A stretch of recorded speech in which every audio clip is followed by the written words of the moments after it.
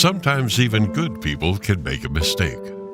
And when it happens, it's one of the most intense and emotional experiences of your life. It could be a DUI, or maybe you were in the wrong place with the wrong people at the wrong time. Or perhaps you just did something stupid at the spur of the moment without even thinking, and now you're in trouble with the law. Well, you need experienced legal help right away so you don't become a victim of the criminal justice system. Even good people can make a mistake, and if you, a friend, or a loved one has been accused of a crime, don't make another mistake by hiring the wrong attorney for the kind of help you need. You need to visit toddjohnslaw.com. That's toddjohnslaw.com, and then call Attorney Todd Johns today.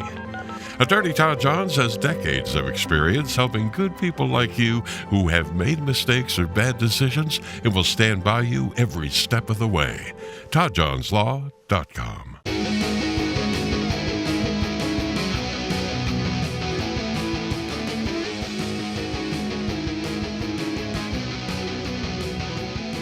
All right.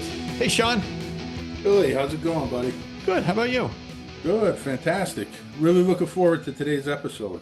Absolutely. We have a great first-time guest with us today. Susan Sloate joins us. Susan, welcome. Thank you. So happy to be here. Yeah, we're happy to have you. So, Susan, why don't you tell us a little bit about yourself and the books that you've written, and we'll kind of get into it here. Well, great. I am a longtime author. The latest book I just published is the 26th book that I've published. And I have written a lot of different genres. I tell people basically because I can't make up my mind. So instead of telling people I'm a mystery writer or a romance writer or whatever other kind of writer people tend to go to, I tend to do all kinds of stuff just because they interest me. I've written young adult, new adult. I've written mainstream fiction. I've done a lot of nonfiction as well. And what we're going to be talking about today really is a book that I've written a while ago that I think your readers are probably going to enjoy. And just the topic is something I always love talking about. So the latest book that I've written is called Scenes from a Song. It is out as of a couple of months ago and doing extremely well. And it's a story of a 1960s band and a song that's very special. And it's different than anything I've ever written in my whole life because I found out after I finished the book, isn't that a great time to figure it out? I figured out after I finished the book that the hero of the book is the song. I've never had an inanimate object be a hero of a story before, but so far that's the case. And the book we're probably going to be discussing the most of today is a novel I wrote some time ago called Forward to Camelot with Kevin Finn. We did an enormous amount of research on that. And the thing I'm most proud of is there's an enormous amount of information in that book, which is actually real history that nobody knows. And we're very proud of the fact that we found it and we used it. So I'm really excited to be here and talk about all of that. Oh, that's great. Yeah, we're excited to have you. So when you first reached out, Susan, I was a little skeptical because anytime I hear something fictional in the JFK world, I think there's already enough fiction. I know fact. Yeah. You try to present it as fact. Is fiction enough for most of us, right? Right. So Yeah. I was a little skeptical, but then I saw an interview with you and you were talking about, Lee Harvey Oswald's innocence.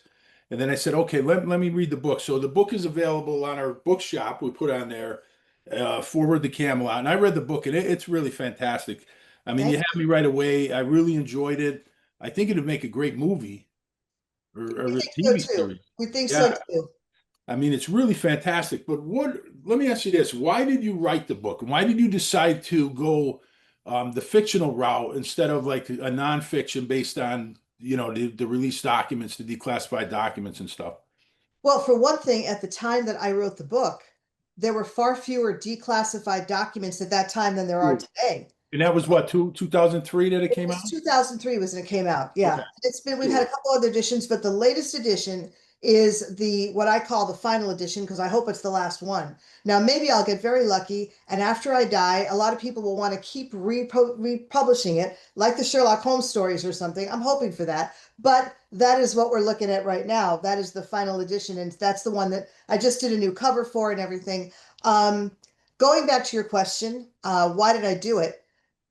I think probably part of the reason is that I couldn't get this out of my mind. You know, I was actually alive when Kennedy was killed. I remember that period of time. I was very young, and you don't realize when you're young how much something affects you. You just don't. I began to get an idea though, when I was about 11 or 12. My mother took up baking bread. And if you know anything at all about baking bread, you know that there's a part of the bread baking process where you have to leave the bread to rise for a period of time. Okay. And my mother would do that. She would put everything on a pan and then she would put a clean cloth over it. And the cloth was always a kitchen cloth that had these very thin stripes across it. And literally every single time I saw those thin stripes, I thought of Kennedy's coffin in standing in state at the Capitol building. And I couldn't get it out of my mind. And then in 1991 or 92, I went to see the movie JFK, which had just been released. And I went on a Sunday and it was, I couldn't stop thinking about it afterwards. And I took a walk after I came back. I was living in New York at the time, and I was living in a small town that was very old. And so, since so many things were closed on Sunday, you could sort of you could sort of get the idea that this was that period of time, if that makes Sure. sense to you. And I remember walking around just frantic and saying this shouldn't have happened. It could have been stopped. People knew it was going to happen. Why didn't someone do something? And out of that came, why don't I do something?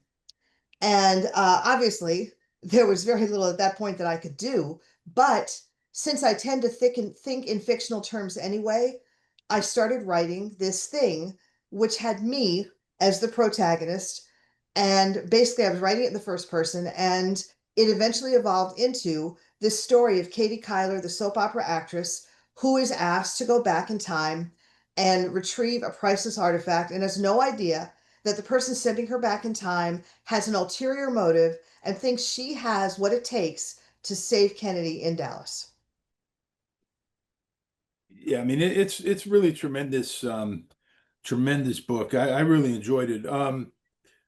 I don't want to talk too much of the specifics of the plot, Sure. because I want people to read it for themselves because I think they really enjoyed it. But you mentioned the JFK movie there, and that had a tremendous impact on me as well.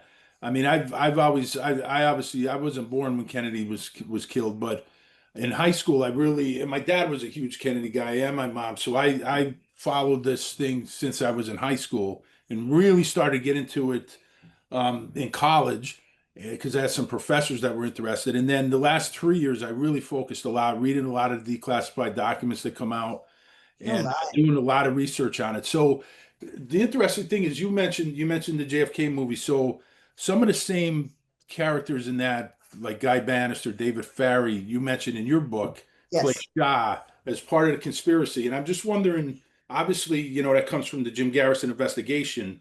You obviously did a lot of research on that. What is your feeling on Jim Garrison and what's your opinion of him?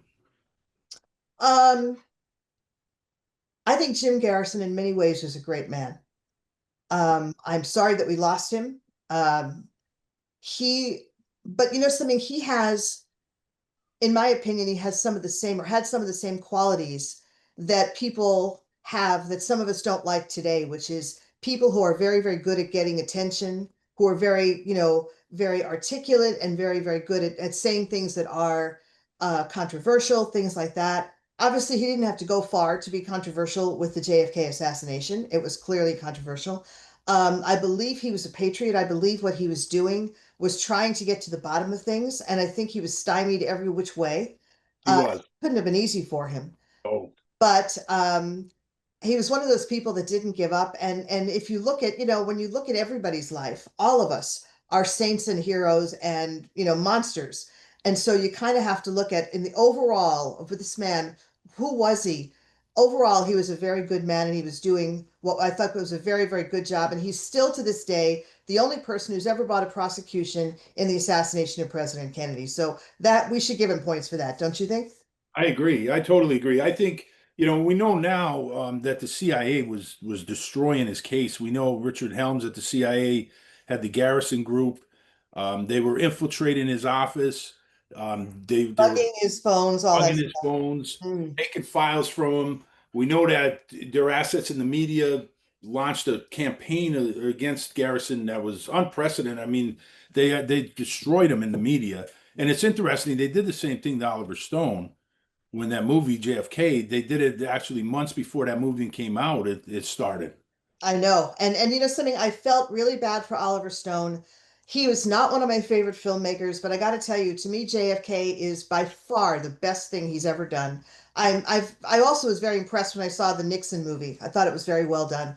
But when he gets into history, and especially the history of the 1960s and stuff, he is brilliant. He really is. And what they did to him was horrifying. It was just terrible. And he's another one. He just kept pushing ahead. He just kept going because he believed in his product, and it was absolutely great. And it should say something that after the movie came out, it was so persuasive and so exciting that people, when they did a poll of the American public, how many people believe that Oswald or that Kennedy was killed as a result of a conspiracy? The thing was like 70 to 80%, which was Right. incredible. And a lot of that had to do with what they actually saw in the movie, which was terrific. And I heard all kinds of stuff. Oh, he made it all up. No, he didn't make it all up. We did. He collapsed certain characters so that he could have the dramatic impetus that he needed to keep moving. But you know, as far as making it up, he didn't do any of that stuff, and they lied about everything. And he said that he believed that JFK had destroyed his career. And I don't think so in any way, shape, or form, but I also can understand why at the time he might have thought that. You know, it's interesting. I don't know if you happen to see this, but JFK, when it came out on video, had like a director's cut, and they also had some I additional have. scenes that were not in there. And one of them, this is very interesting. Oliver Stone said that Gary Oldman, who was brilliant as Oswald, he was Brilliant. incredible. Gary Oldman felt so strongly about what he was doing that he asked Oliver Stone if they could shoot another scene and just let him improvise and speak. And this was something that was just really threw Oliver Stone for a loop. But he said, you know, we're working on the courtroom set today, and if you want to do something when we finish shooting for the day, then that's okay. And he went ahead and he did this thing, sitting in the witness box and talking about how he was innocent, he didn't do it, and that he knew that no one was going to believe him, and it was heartbreaking. It was just this actor extemporaneously talking about what he thought was important, having dug into this character and being this character, and he was just amazing. He really was. I don't know if you ever happened to see that, but it's highly worth seeing if you can. I don't remember that. I do remember the scene with Mr. X. There's a different ending in the in that. I don't know if you remember I that, but don't remember the different ending. Can you tell me? yeah, he actually ends it with Mr. going back to Mr. X. There's an alternative ending. Oh, go on. He goes back to Washington and he's meeting Mr. X and they're talking about different things and I actually enjoyed that scene. I think it's pretty good. But you know, going back to the movie itself, I mean, one of the big things that came out of that is the end of that movie. Oliver put on the screen that all these uh, records, thousands of records, were still classified by the government, and that, of course, led to the AARB and the declassification of the documents. So that in itself has been such a breakthrough because now we have all this information, and I don't know how much you've read of the recent ones, but I mean, if you look at everything that's been declassified, I think if you look at that movie now, it's actually kind of understated for what we actually know. And people say, well, he made this up, and no, it's actually understated from what the information that we have now. He was definitely on the right track. And have you kept up on the declassified docs since? I Because had not done as much reading as 2003. I'd like, but what I did do was I did something that a lot of people probably don't do. I went right to the listing in the National Archives. And then what I did was I went to the very, very end of the documents. I figured everybody's going to start at the beginning and kind of move their way through. I figured I'd go to the end and just see what was there. And what I found at the end was a document related to, it was dated 1962, and it was a letter, and it was a discussion of the industrial sabotage being done in Cuba by the CIA to Right. try to force Castro out. And it made reference to, what is the guy's name? Ed Lansdale. Ed Lansdale, General Ed Lansdale, which in the movie, Oliver really the portrayal of General Y, who gets the phone call, they ask him to take care of it, they're moving on and they want him to handle things. That's really General Ed Lansdale. Yeah. Well, the point that I'm making is that is that there's a whole thing about the industrial sabotage stuff that we know now that we had no way of knowing then, obviously. Right. I did read that. I did read some other stuff, but I didn't get deeply into it because, again, that's yet another rabbit hole. I've gone down so many rabbit holes. I will There's tell so you many. that one thing that the research for JFK has taught me, which is very important. I am a very optimistic person generally, and I truly believe that life is mostly wonderful. And if it isn't mostly wonderful, there's a really good reason for it.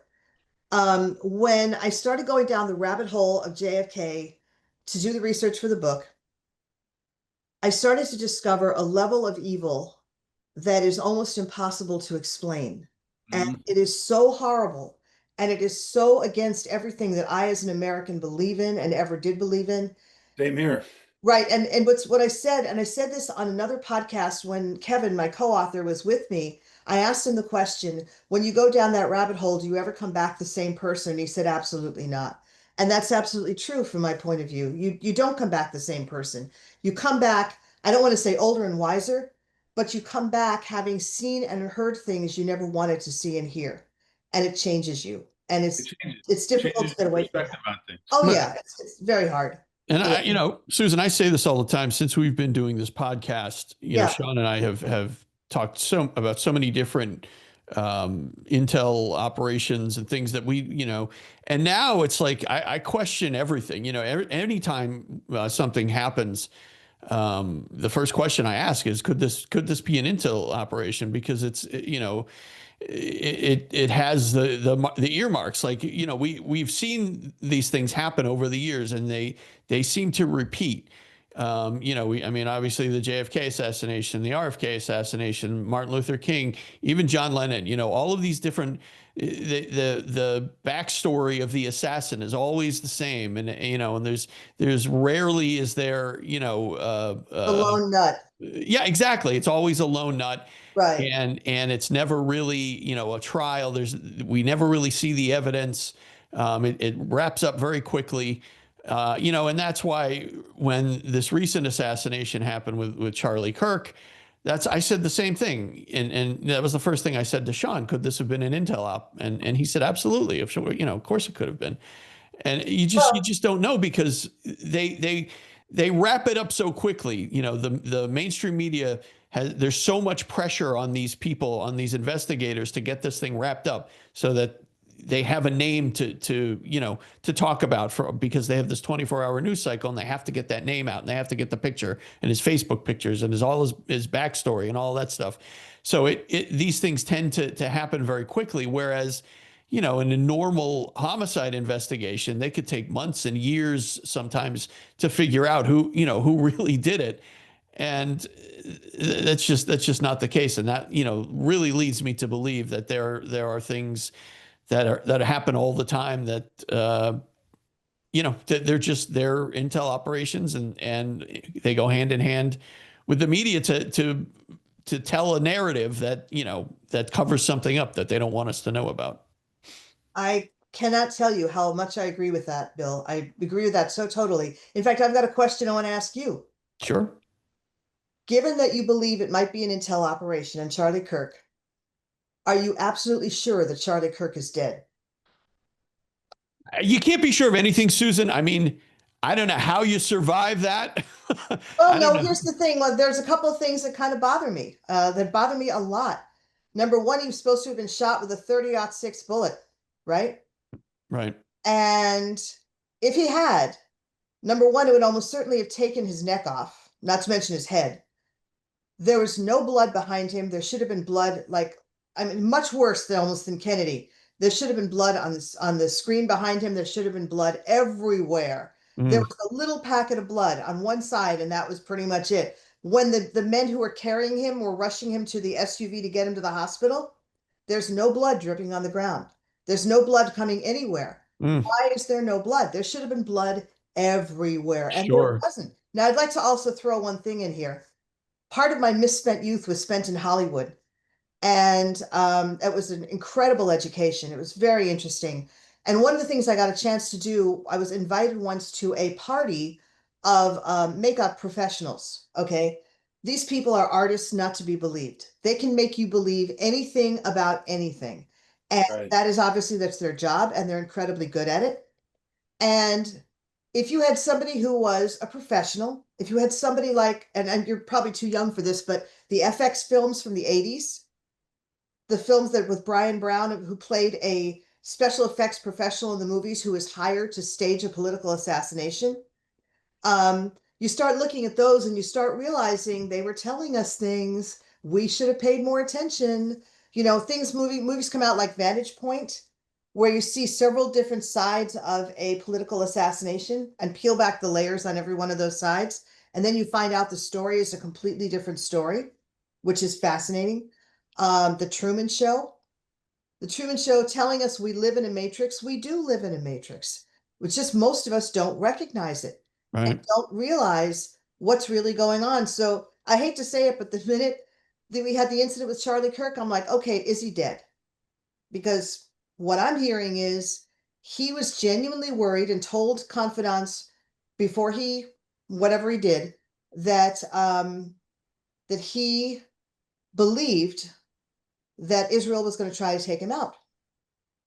Well, if you truly believe that, if you turn down a $10 million bribe and you were going to come out and announce that you were no longer supporting Israel for this, and this reason, and people who had a vested interest in keeping that story going, what would they do to get rid of you? Unless someone else got rid of you first. Mm. If that happened, then, no problem. It's pretty much, like the end of the sting. They're both dead, so it doesn't matter. We're not going to worry about it. Right. So I'm simply making the point that, again, the Hollywood background that I have, all the movies that I've seen, all the books that I've read, and all the research that I've done tells me that we're living in a massive psyop, that we're being lied to all the time, every day, and stuff is not necessarily true, Mm. which is terrifying and upsetting. And how you get through it, I'm not completely sure. But I know for me that it started back when I was 6 and Kennedy was killed. And interestingly enough, I was in school at the time I learned about this, but 2 years before I'd been in what they quaintly called nursery school. And for some reason, I don't know why, the guy who drove our school bus on the way home one day told us the story of Lincoln's assassination. And I can't imagine why you would tell that to 4-year-olds, but he did. And so my reaction when I heard that Kennedy was dead was, I guess this is how presidents get out of office. I mean, I didn't know. I was 6. Yeah. Right. But Sure. yeah, and maintaining your innocence without becoming totally cynical is a very difficult thing to do. I mean, that's my impression, basically. Sure. Yeah. And it's interesting you say that, Susan, because if like we've investigated this stuff, we looked into this, the people that haven't, it's really hard to explain to them stuff like this and these I intel agree. operations. They think you're crazy when you first, but once you start reading these documents and seeing, when you start reading, like I read a lot about operations like COINTELPRO, MK Ultra, Operation Chaos, and you see these operations that were used against the American people. There's no other way to say that. Used against American citizens. It's really depressing, and it's like Bill said before, it forces you to question everything. Of course. If something like this happens, the official story, like Bill said, the official story is there to protect the officials. And that's what Jesse Ventura said, and that's absolutely correct. And they always rush the judgment, to get these stories out, get the official narrative out in the media, get it out through law enforcement, and then from there, we have to look. Independent researchers have to look at it and try to dig through all this. And what you always find is the backgrounds of these people, like Oswald. I mean, when you look at his background, it's very clear he's not a lone gunman. There's so much in his background, and before I get to Oswald, though, I do want to ask you about going back to your book. You Mhm. mentioned the conspirators in there. You have in this plot against Kennedy. You have Bannister, you have Ferry, you have Shaw, you have a couple other people. Is the one person based on David Atlee Phillips? Yes. That who it's based on? Okay, because Yes. when I was reading at it, I was thinking this is David Atlee Phillips. Yes. What's interesting to me, and this is something I didn't find out till a couple of years ago. At the time that I was in college, I was at the University of Southern California in LA. And I did not know until a couple of years ago that Mark Lane had actually done a debate with David Atlee Phillips on the USC campus while Yeah. I was there. Now, here's the part. Oh, wow. I would have gone to see it, but I don't remember ever hearing that it was going to happen. And I'm Wow. really surprised because it's like that's the kind of thing I would really have enjoyed very, very much. In fact, the guy I ended up marrying, turns out I met him at a symposium about the JFK assassination because I was doing research for the book, and I met him and married him. It's a great place, by the way, to meet guys. The wives have all divorced them because all they do is talk about this. Really, they're very smart people, and they have a lot to say. And if you just kind of walk up as a girl and say, "Please explain to me about Alpha 66," they'll fall all over you, which is amazing. Yeah. Anyway, point is that um, my husband had actually seen Mark Lane lecturing on his college campus at Purdue at virtually the same time that I had seen, or that he was showing up at USC. And he said that that gave him an entirely different slant on the case. He certainly remembered the grief and the anguish and the shock and all this other kind of thing, but he did not remember or did not know what more was there. And he started actually looking into it himself. And that's basically how I ended up meeting him, is pretty much it. So yeah, that all of that is just so to me, David Atlee Phillips is, I'm sure you know the story that he told his brother on his deathbed what Yeah. he'd done and He begged said he him was to in Dallas, and it was their yes. nephew that got them together because the brothers didn't speak in a long time. No, and he asked for his forgiveness. And to the story I read, his brother said, "That's not happening. No, you're not getting my forgiveness." So, And he admitted he was in Dallas the day Kennedy was assassinated. well, he was in Dallas. He actually, if you read, and I'm sure you probably have the Gate and Fonzie book, The Last Investigation. Of course, tremendous book. It is tremendous. I really loved it. And I've heard Gate and Fonzie speak in front of symposiums I've attended. But he specifically talked about the fact that Antonio, God, what was his name? Antonio Yes, thank you. Veciana, He was the head of the Alpha 66. Alpha 66, and he actually was going to a meeting with a guy named Maurice Bishop Right. in a public place in Dallas, and happened to see this guy he knew as Bishop with Lee Harvey Oswald. This is, I think, September of 63. Right. They had a conversation, and then Bishop left him and came over and met with Antonio. And this is really, really significant stuff. It just, we didn't realize how significant it was at the time, but there's no question in my mind. I was trying to remember this morning, and I'm sure you're one of those people that would remember. There's a story that there was a guy who was a CIA operative and had been for years and had recently retired. And he had met with, I think Phillips had come to his home or something, and I can't remember where this was. But the guy told him he was writing a book, and strangely enough, he ended up dying. He fell off the ladder. The manuscript was stolen. It never went anywhere. I can't remember the guy's name, but he was a friend of Phillips, and I can't. I do remember the story. I don't recall his name, but the thing is, the sketch of Maurice Bishop, when you see it Yes. next to Phillips, there's no doubt that's Phil. And has been researchers who's questioned whether Veciana was telling the truth. But the thing is, there's more than one person it wasn't just Veciana that says Phillips was Bishop. There's more people that said, and of course, Gate and Fonzie's investigation was just tremendous. And Phillips, we had Professor Paul Blow on from Canada. He's a tremendous researcher, and he said that Phillips connects at every touch point everywhere. He's connected Yes. everywhere. Yes, he So does. if you start reading the documents, you read, and I said this before, there's really four characters from the CIA that, to me, the evidence points to. Phillips is one of them. Alan Dulles, of course, is another. James Angleton is another, and William Harvey, who ran the ZR rifle in the assassination executive action programs. But if you look at the evidence against those four characters, I mean, it's really compelling, especially with the new stuff coming out now that Harvey was traveling in the United States under phony FAA credentials.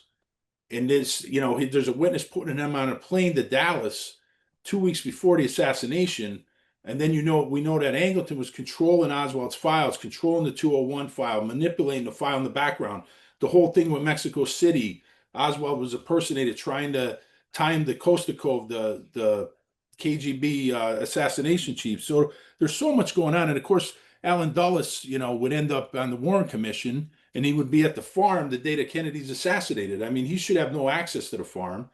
He was fired by Kennedy. His national security clearance should have been revoked. I mean, what's he doing there? He's not fishing. I mean, so when you start really adding up the evidence against these characters, it's really compelling. I agree. It definitely is. What I'm wondering is, have you gone into Judith Vary Baker's story in her book? You know what, I don't. I have a lot of problems with some of the stuff she has, so I haven't. We've had people on. Jim Diogenio is a good researcher that we've had on for, I don't know, Bill. I What's he know done it. about 10 times? Yeah, a bunch of He's, times. he's debunked a lot of the stuff. So I'm really careful about when there's just one source. And this is why I brought up with the Maurice Bishop. Like Vessiana, some people think Vessiana is the only source on Maurice Bishop, and that's not true. There's other sources. And once you start, so I don't like one source. Like for instance, we did an episode on Johnny Roselli. Johnny Roselli was a mob guy very close to um, William Harvey. Yeah. And there was a guy, an army colonel by the name of Bradley Ayers, who was down at the JM Wave Station in Miami. He says that Roselli was there training snipers. Now, I'm on the fence of that. I'm not going to believe just Bradley Ayers unless I could back that up with documentation, because Johnny Roselli doesn't seem to me like a guy that'd be dressed like Rambo going into Cuba. So I'm really, really careful about when there's only one source, because what I realized following all these years, and I've really been into a lot of the Kennedy disinformation, because there's a lot of people out there that are just trying to tarnish the reputation of JFK and RFK, and there's a lot of disinformation. So I've been into that and debunking it. A lot of it comes down to one source that's really bad, and then it just mushrooms into other people just carrying the ball. And it started with one lie, and then all of a sudden it's a fact. So if I could back that up with documentation, with other witnesses, then I could. Well, Then I'd agree. here's my concern about that. Judith Vary Baker's story about why Oswald went to Mexico City makes more sense than anything else I've ever heard. It really does. I mean, she basically, according to her story, she was actually working with Alton Ochner in Right. summer of 63, working on well, she was trying to discover a cure for cancer. She was a young girl. This was her life dream. And one of the things that she had done in high school was learn how to induce cancer in lab rats faster than anybody else could do it. So he brought her on for this reason, to help him do this. So because he was working with lab rats, trying to find a way to create a fast acting cancer that would then be used to take out Castro. That was the entire point. That was what he was working on.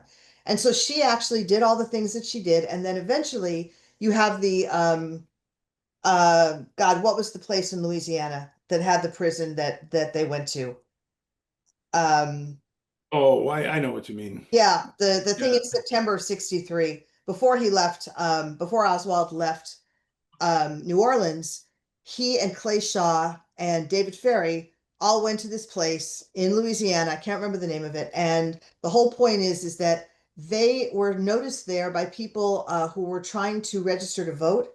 Right. White people there. That town. I can't think of the town. Yeah, I know. Point is that you know what I'm talking about, Yeah, I right? know what you mean. Anyway, I know. point is that the town happened to have a prison in it, okay? Right. And the apparently the destination, their destination was the prison, because what they were doing was they were testing this fast acting cancer on some of the prisoners there. And they told the prisoners, they didn't tell them what it was, of course. They said, if you're willing to take this injection, we'll leave you off work detail and you can, have like a little holiday. So what they did was they gave them the injections, and a few weeks later, these men all had cancer. So obviously this thing worked incredibly well. And when Judith heard about this, she hit the ceiling. She was horrified that this had happened, that this had been done. And it upset her so much, she basically chewed out Alton Ochner on the phone, and that destroyed her relationship with him completely and totally, which makes complete sense to me. But later on, what happened was she actually put together I guess you call it a thermos, that had in it what looked like, say, chicken soup or something. And inside the thermos was the stuff for the fast acting cancer that Oswald's job was to take to Mexico City and get to a contact there. And if I understand correctly, he did take the trip. He did all the things supposedly. I don't know if he did those things, but he was certainly there. and the person who was supposed to meet him never showed up. So he came back with it. It was a failed trip in that sense. But of course, later on, the people trying to pin the assassination on him basically used that trip as a way to continue to incriminate him for, you know, doing dastardly deeds and whatever. The whole point is that the plan to take Castro out was what Alt Nachner was working on, that he brought in Judith Very Baker to help with.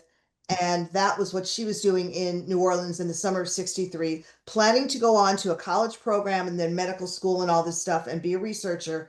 And her entire life was turned upside down by what ended up happening there. We will be right back.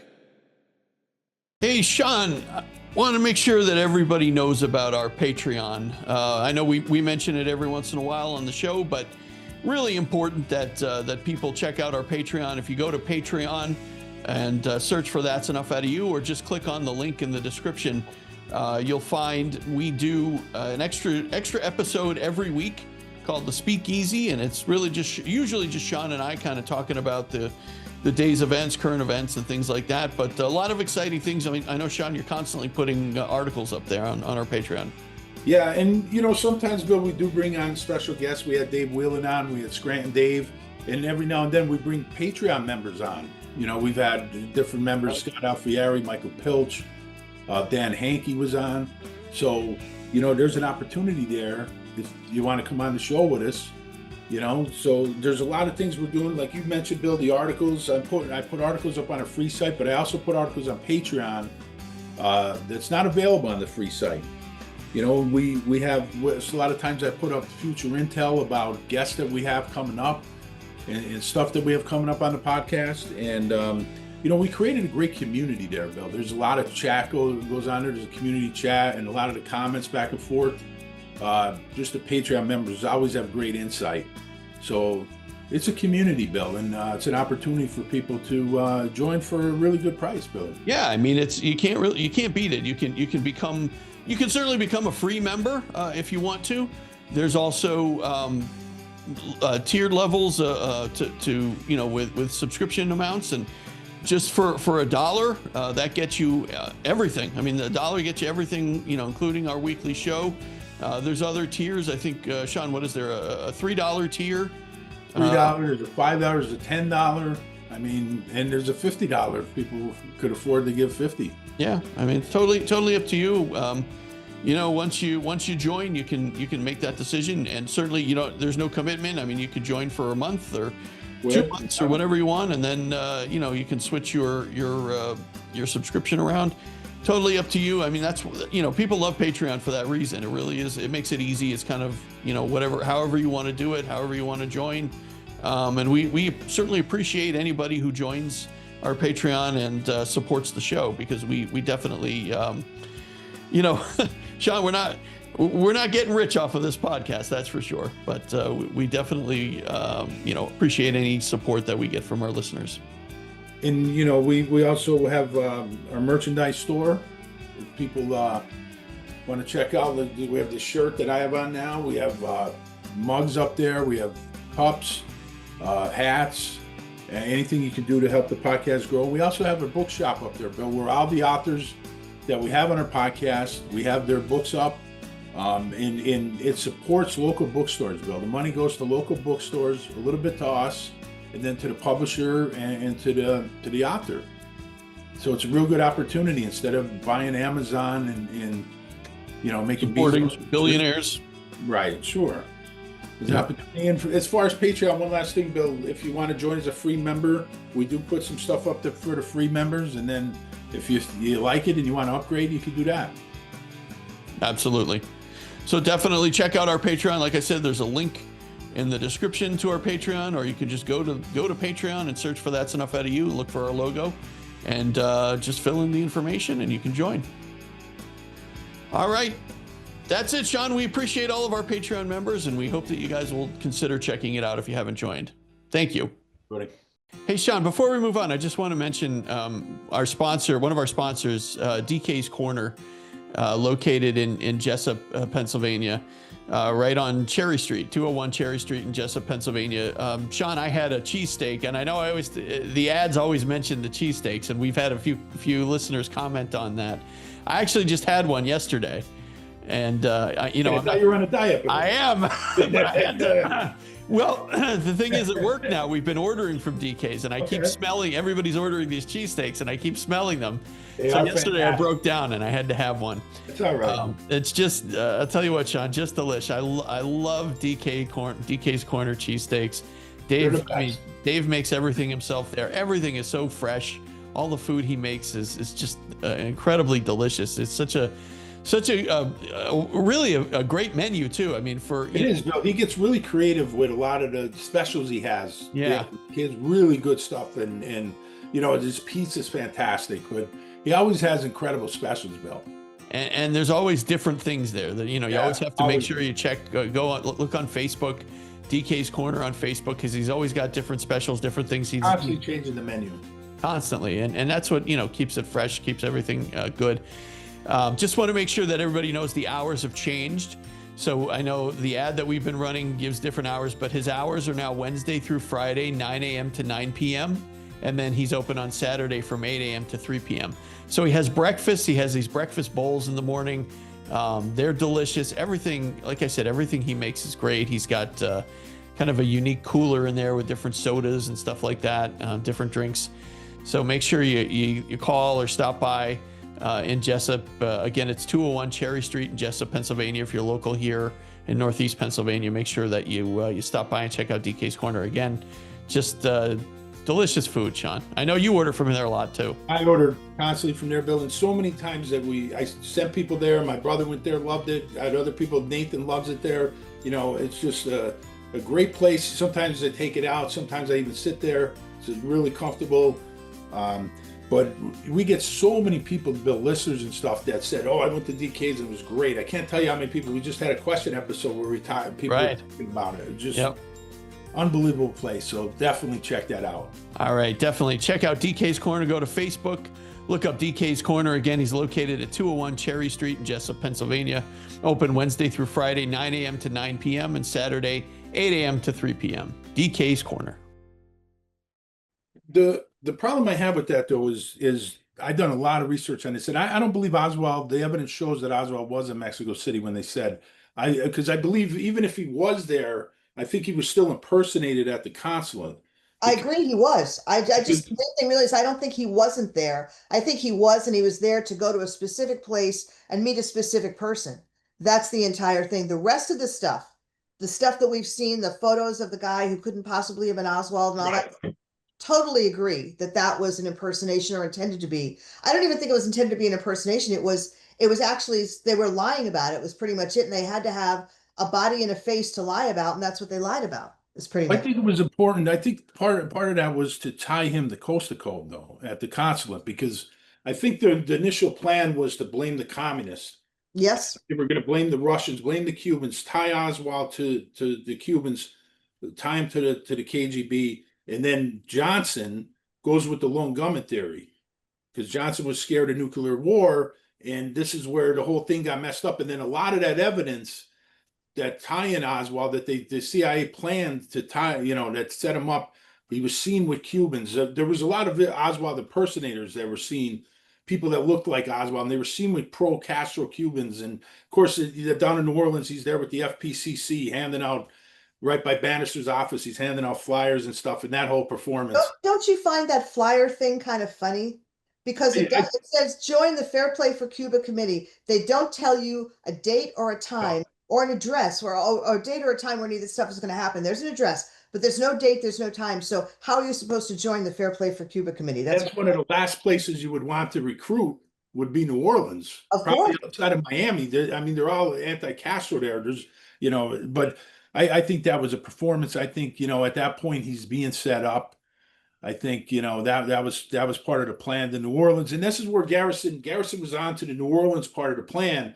But I think it was hard for Garrison. He didn't have the reach or the resources to expand. He tried the best he could, but to expand the entire plot, to see. Well, what I'm wondering now, and this literally just occurred to me as I'm talking to you, What I'm wondering now is, what if he had reached out to his similar people of his similar job in various places?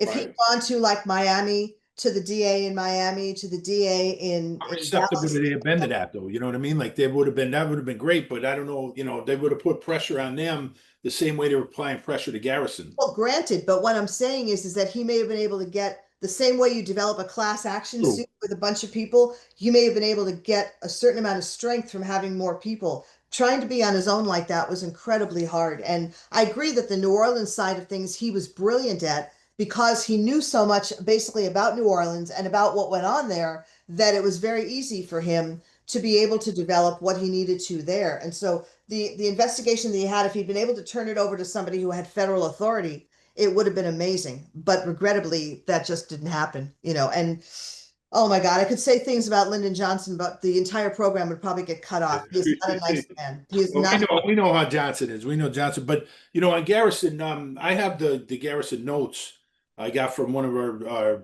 the guests that were on, Paul Abbott, who got them from Paul Blow, who got them from Fletcher Prouty. Wow. I've been going through the notes of Garrison, and it's amazing the amount of data that this man accumulated.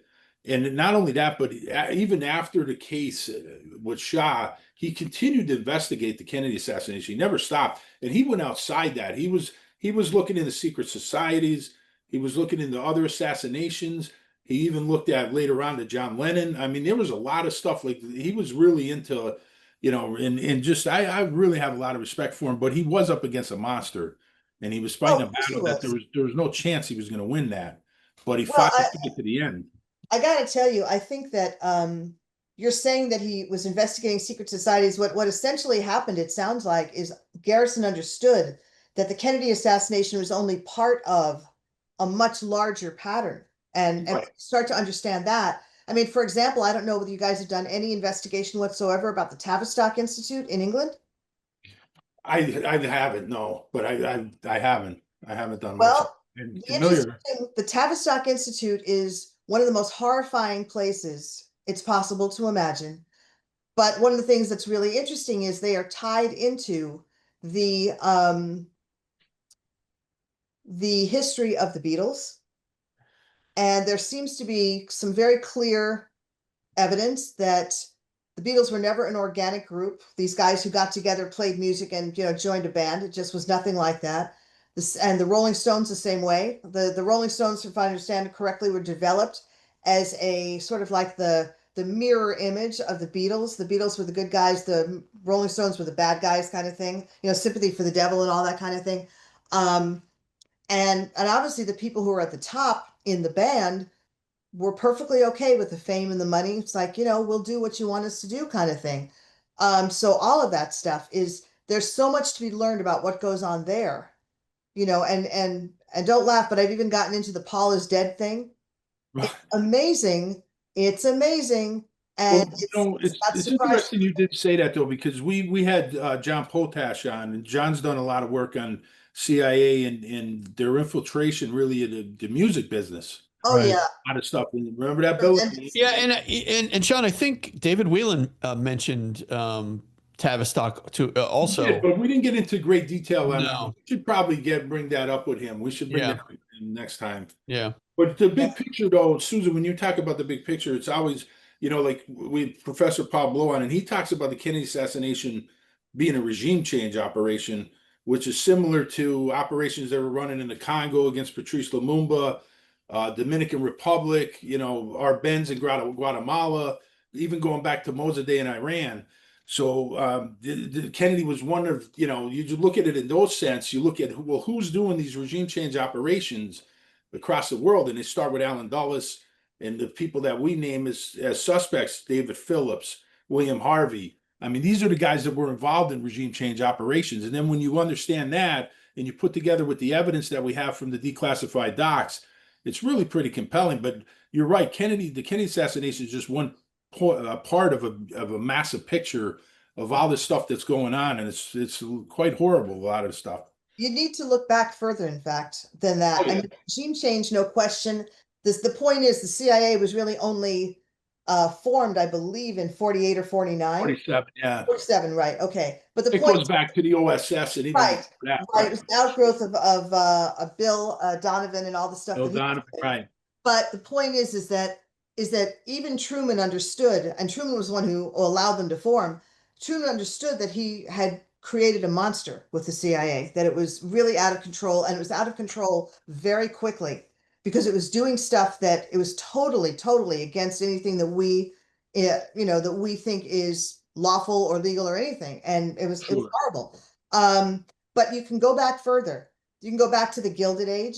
You can go back to the founding of the Federal Reserve. You can go back Sure. to the income tax. You can go back to, I could tell you stories about the Titanic that would make your hair stand on end. So Yeah. terrifying thing when you think about the fact that this was something that appears to be a segment of society believes that if you don't like the way things are going, you have the perfect right to take out whoever is the one doing the stuff you don't like and replace them with someone else and lie about everything you're doing and kill anyone who's going to try and stop you. I mean, the thing is with the Kennedy assassination, it was almost like it came to a boil because there was so much that was involved with that. There were so many people killed. There were so many people silenced. I mean, it was just a horrifying, terrifying thing. But the fact of the matter is, it wasn't the first. It's not going to Oh, be the last. I mean, going right back to, the assassination attempts that are going on now. I mean, it's not necessarily any different. It's pretty much the same playbook.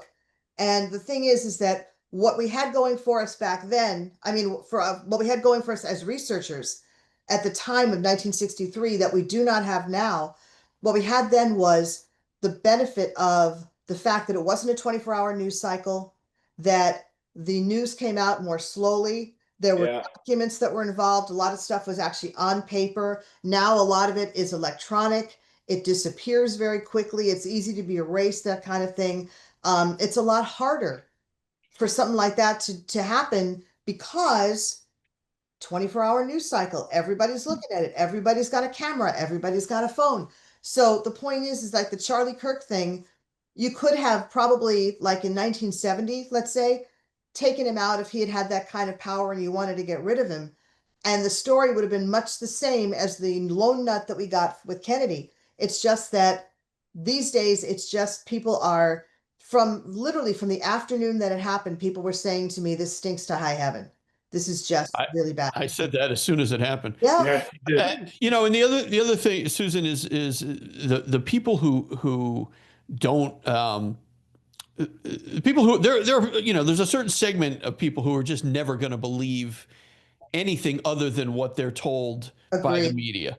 agreed. They're waiting, with the release of these assassination documents, they're waiting for the document that says, I killed John F. Kennedy, signed, whoever it is. They're not going to believe it. And a lot of it is because it is confusing. There's a lot of names involved. There's so much movement. There's so many different operations. There's so many different things that are involved with it. It's difficult for people. And believe me, I know, because I say this to Sean all the time. I don't know how you keep all these things straight.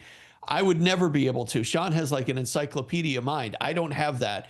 So for me, it's very, very difficult to keep track of all of the names and all of the incidents and all of the different things that led up to it. And for the average person, it's very, very difficult to do that. So when you say, well, when they say, okay, who killed John Kennedy if it wasn't Lee Harvey Oswald, and you have to explain it to them, you see the eyes glaze over, and it keeps happening over and over and over. And then it was who was it, Sean, that came up with the term conspiracy theory? Was it Dulles?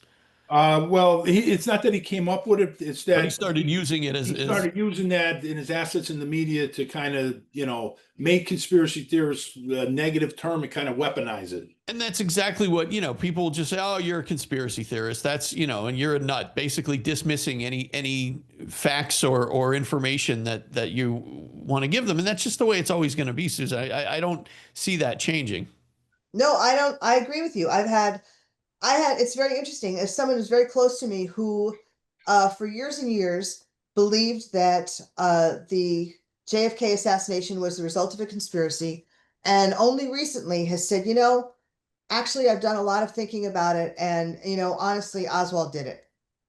And for someone to be in that camp and then to turn around is shocking to me. And I said, well, why do you think that? He's like, do you know how many people would have had to keep this secret? I'm like, do you know how many people they got rid of so that they would keep this? Sure.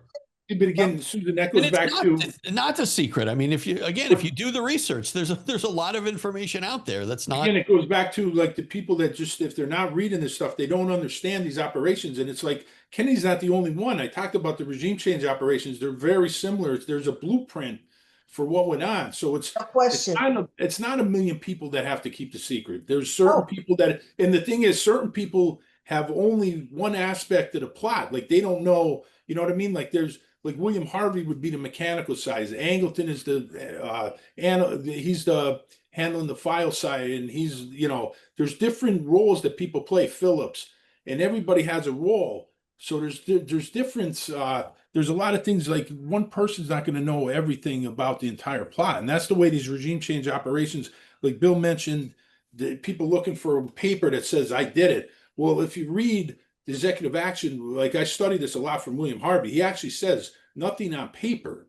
He puts that right in there. There's nothing on paper to specifically tie anything to this, and they you know, and that's one of the key things they do.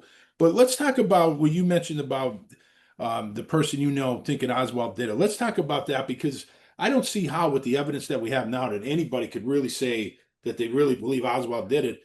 For me, I'll tell you the two things, pieces of evidence that just, you know, confirm his innocence to me. Number one is that we know that the CIA had all these files on him going back almost 5 years before he allegedly assassinated Kennedy. So that's not explainable unless you understand that he's probably an agent provocateur, double agent, and not a true communist. He was sheep dipped as a communist. And the other thing is C-399, the magic bullet.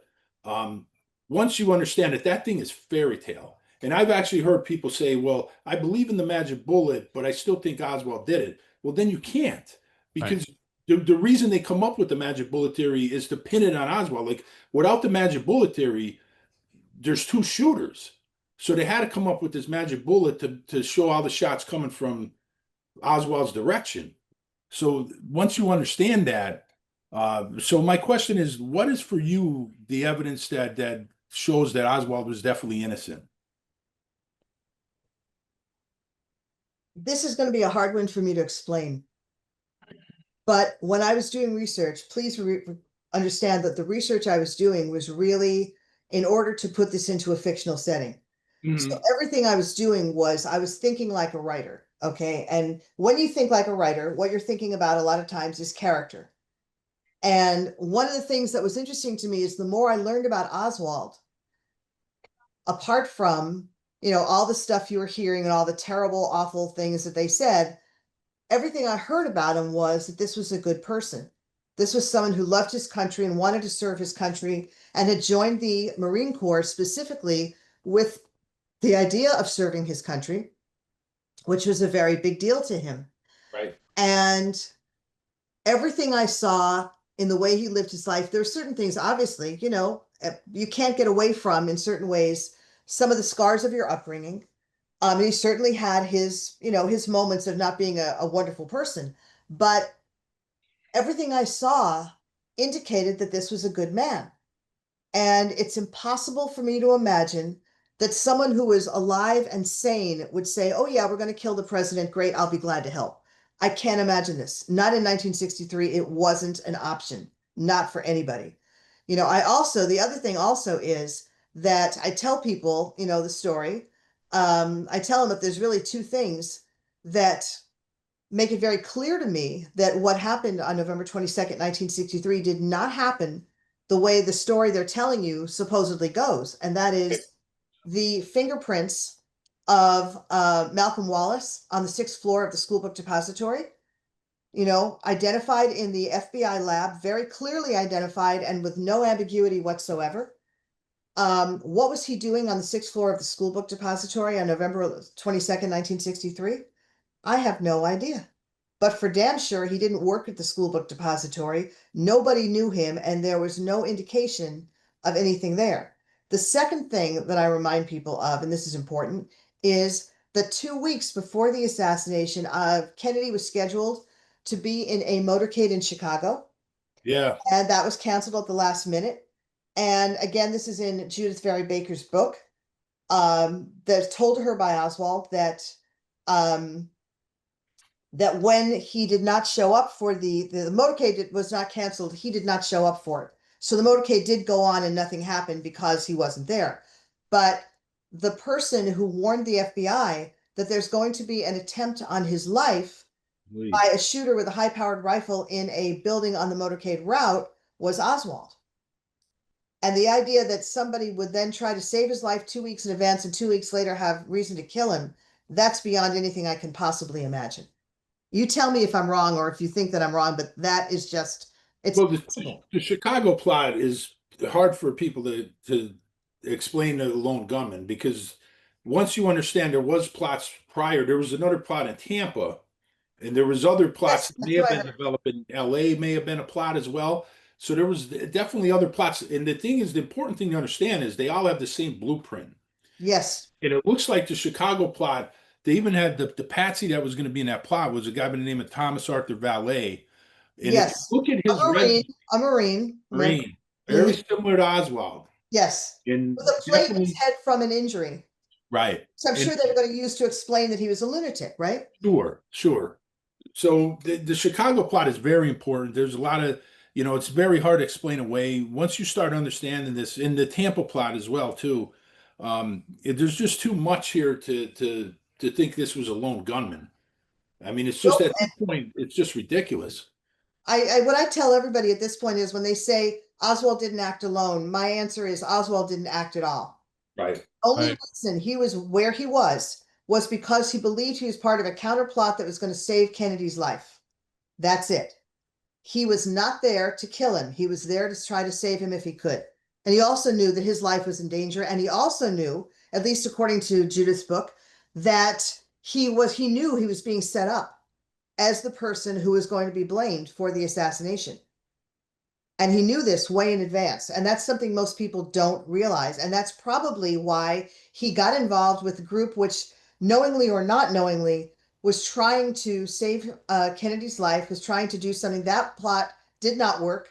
The plot to kill Kennedy obviously did work at that time. And the whole point is that nobody ever investigated the counterplot.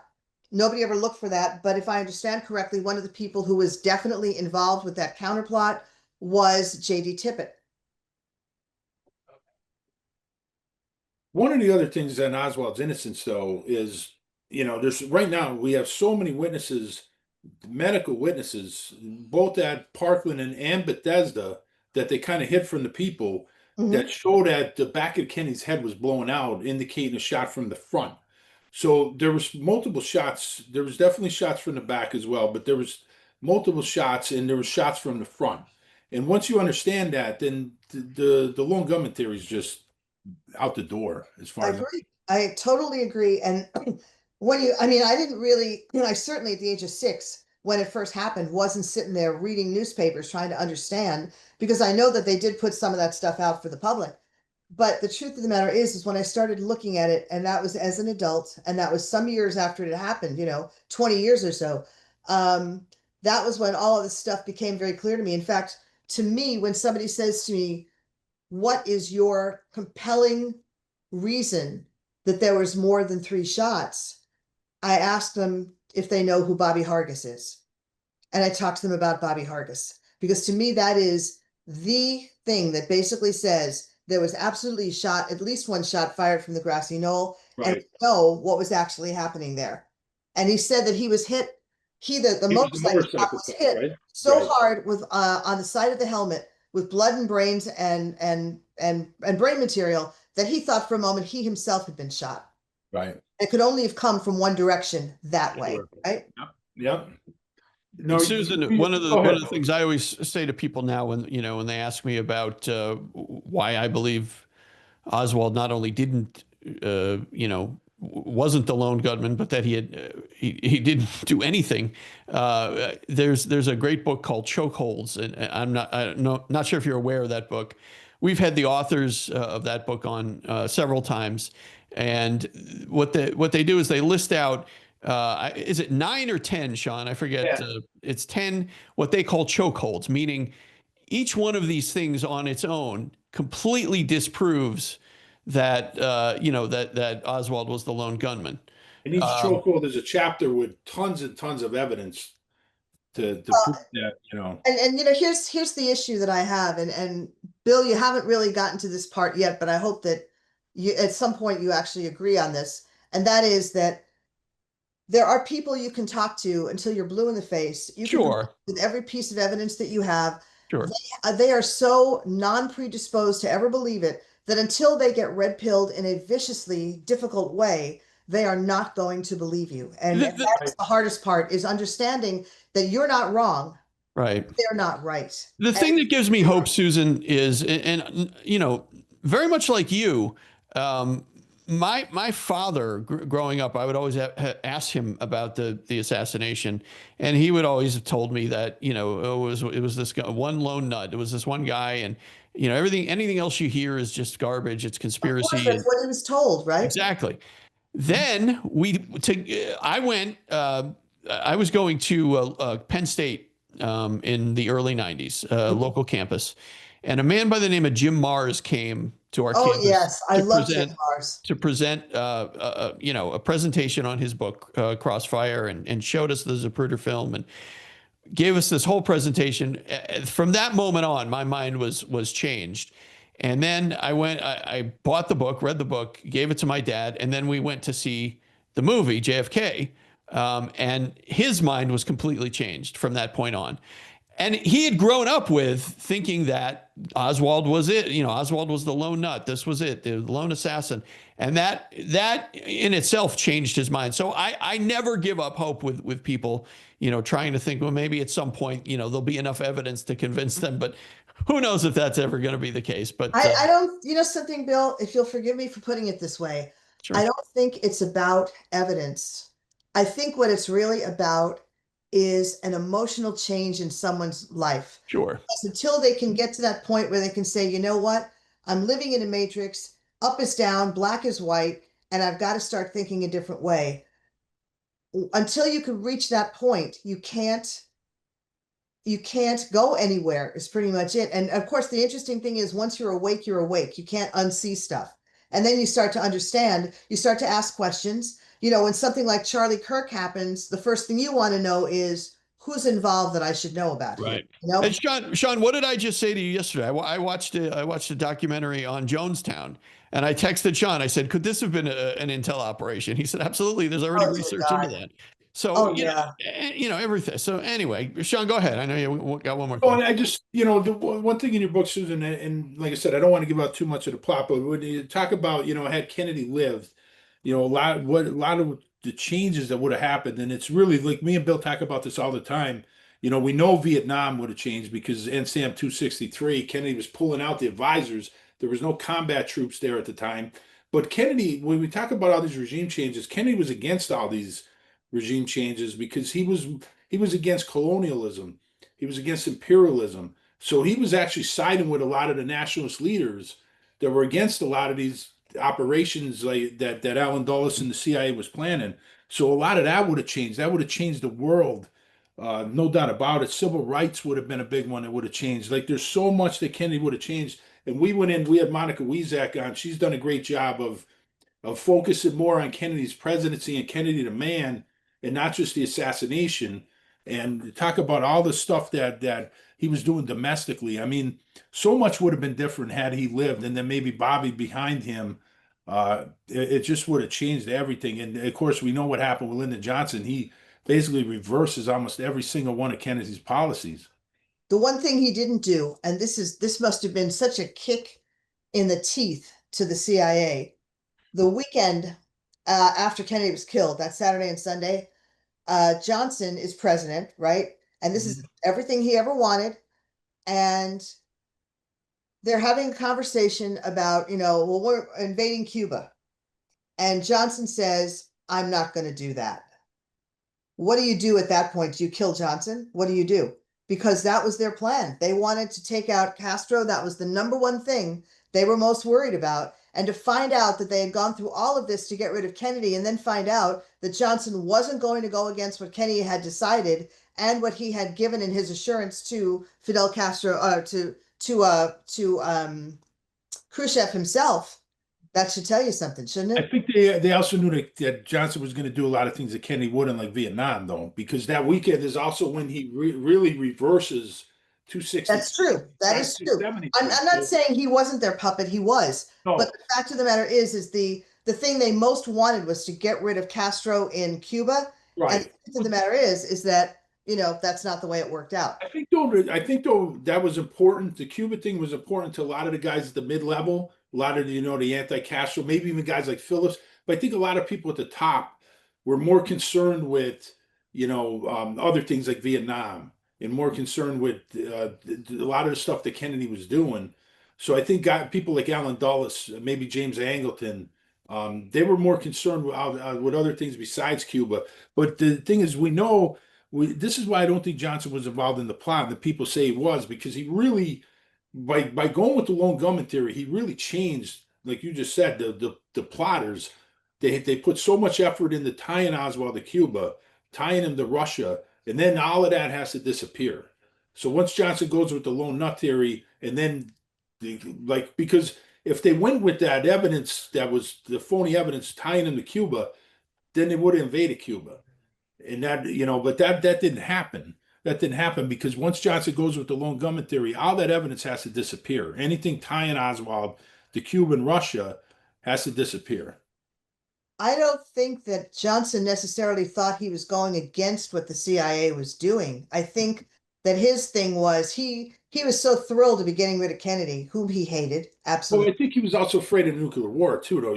Well, There was a everybody was meeting. at that particular time for sure. Sure. You can't not be aware of that and aware of what the consequences could be. And that was so catastrophic. Are It you was, familiar with the meeting, though, the transcript, the meeting that they had with John McCone, who was put in the CIA, but really wasn't one of the old network guys, I and know he never knew anything. He he was didn't know just nothing, Kennedy's no. man But there. Yeah. but there's a meeting the weekend with McCone, with Katzenbach, who's filling in for the grieving Bobby Kennedy, Attorney General, with Johnson and with Hoover, and they discuss all this. And this is where you know Johnson says to him that I want to take this out of the realm of a communist conspiracy. It's right in the transcripts. And he says, I'm afraid, I don't want a nuclear war that's going to kill 20 million people. And then Hoover says basically, and this is his exact words, then we need to convince the public that Oswald's the lone assassin. Not that he is the lone assassin, we just need to convince the public. But Yeah. the later conversation, when everybody leaves, that Hoover and Johnson have, where Hoover says, you know, um, my FBI agents interrogated Oswald in Dallas. They also heard the tapes of the Oswald that was in Mexico City, and the voice recognition don't match. So he was impersonated. So I think at that point, I think something Johnson's not stupid. I think he understands that the CIA is probably behind these shenanigans. And this is just my opinion, but I think at some point Johnson starts to realize that, the CIA is there's probably people in there that were behind this, but I don't think he's ever entertained the idea of taking on the CIA. I don't think he ever wanted to go against people like Dulles and Angleton and Phillips. I don't think he wanted to because he felt that they could be very useful to him, not just with his foreign policy, but at some point with his domestic policy if necessary. Again, remember he's just getting over that period of time when Kennedy's been killed, he's taken the oath, he's getting into the whole thing of being president, and so he's kind of getting all his ducks in a row. So I can't imagine where he would have done that. But what I believe is that Johnson had the assurances of the oil men in Dallas that things were going to turn out the way he wanted them to. So if he realizes at some point that the CIA was far more involved than they should necessarily have been in something like this, it's something that I'm not really sure where he would have gone with that. I'm really not. But I also don't think he would have been against it because No, he he definitely accomplished what he wanted to accomplish. He became the president, which is really important. And when you mentioned the oilmen down there, of course, you're talking about D.H. Byrd and H.L. Hunt and the Right. Murchisons. Exactly. And that's the Exactly. problem. Like, we just have Matt Crumpton on. We talked about LBJ. Like, all the people that we think were involved in this plot are in the LBJ's neighborhood. So it's not Right. like he knows something going on because he knows all these people. So I mean, and I don't think he's stupid. He knows. I think he knew pretty quickly, and he would later say things like, they were running a Murder Incorporated and stuff, and he thought there were Caribbean. people involved. Right, sure. Yeah. No, he knew something was going to happen because he told his mistress the night before the assassination, after tomorrow they won't be a problem for me anymore. But the thing is I think it's more likely that he might have believed that the oil men may have gotten involved somehow with the mafia, who still hated Bobby Kennedy for sure. The only way to get rid of Bobby Kennedy was to get rid of Jack, and that those two groups aligned with each other. How soon he realized it was the CIA, I don't actually know.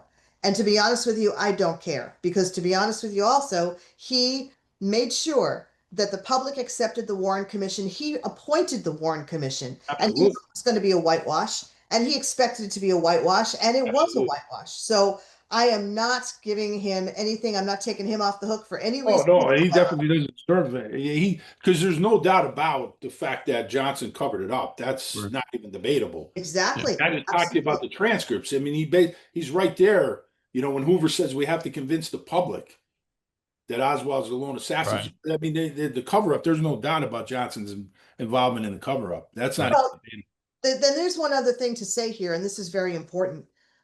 Hoover's quote, "We have to convince the public." It's really critical. Part of me wonders if 50 million Americans had risen up and said, we're going to shut this country down. We're going to destroy you. We're going to destroy the political class unless you come clean with us about this, and unless you punish the people who are really involved in this.